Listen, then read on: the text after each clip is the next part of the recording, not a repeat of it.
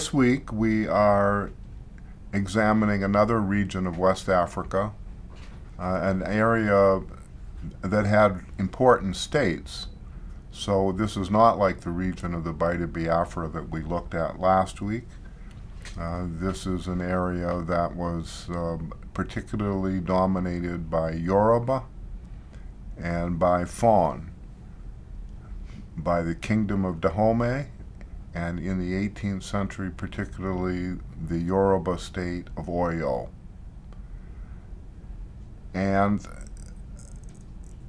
hence, by contrast with the Bight of Biafra, where there was no centralized states, the history of this region is really the history of these major states. Oyo came to power as a major state after about 1650, and it lasted as a major state until it collapsed in 1836, when its capital was destroyed in war. So that we're talking about a period of approximately 200 years maximum, in which Oyo was the dominant, the major Yoruba state in the interior of the Bight of Benin.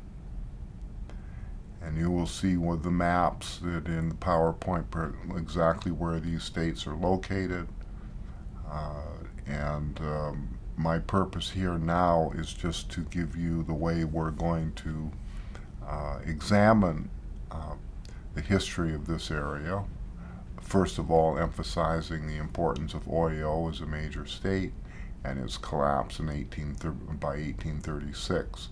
And what happened in that region afterwards. And one of the reasons is that this was a state at its height in the 18th century that supplied many enslaved Africans into the transatlantic slave trade.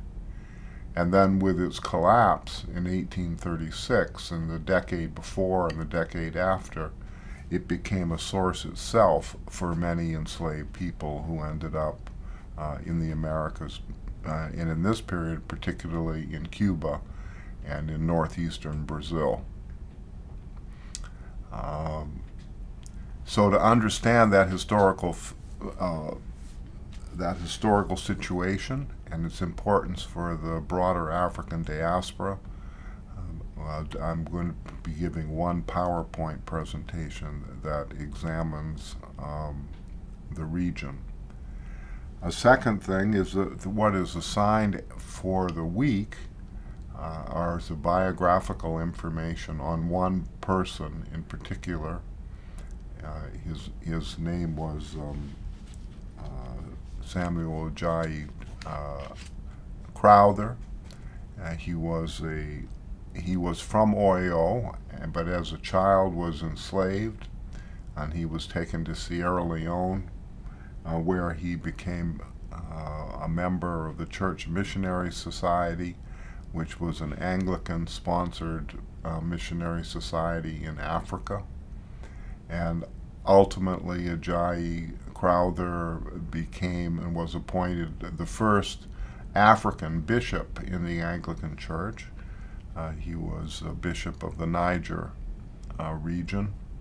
And there was not another African bishop appointed in the Anglican Church until well after independence in the 1960s.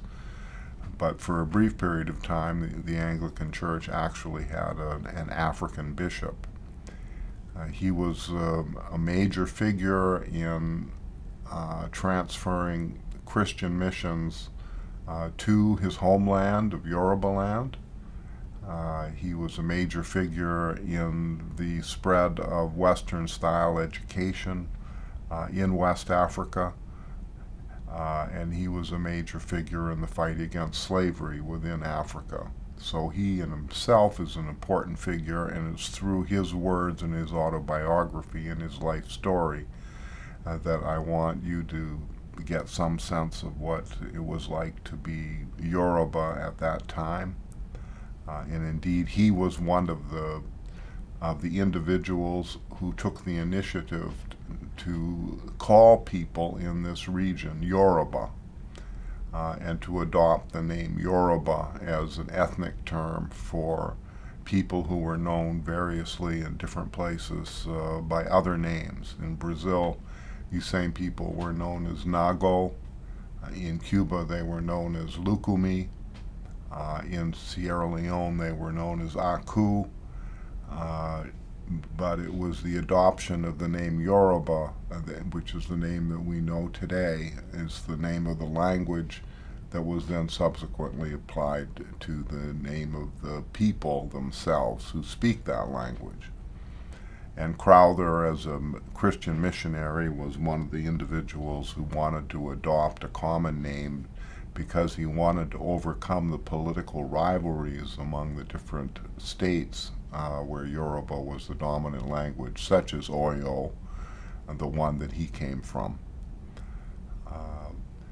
So our looking at Crowther allows us to look at how Christianity spread into particular parts of Africa. It completely goes against the myth that Christianity was spread by missionaries who were white, who were Europeans, because Crowther obviously was African. He was Oyo, Yoruba, and he was one of the major missionaries in Africa, and hence in the spread of Christianity.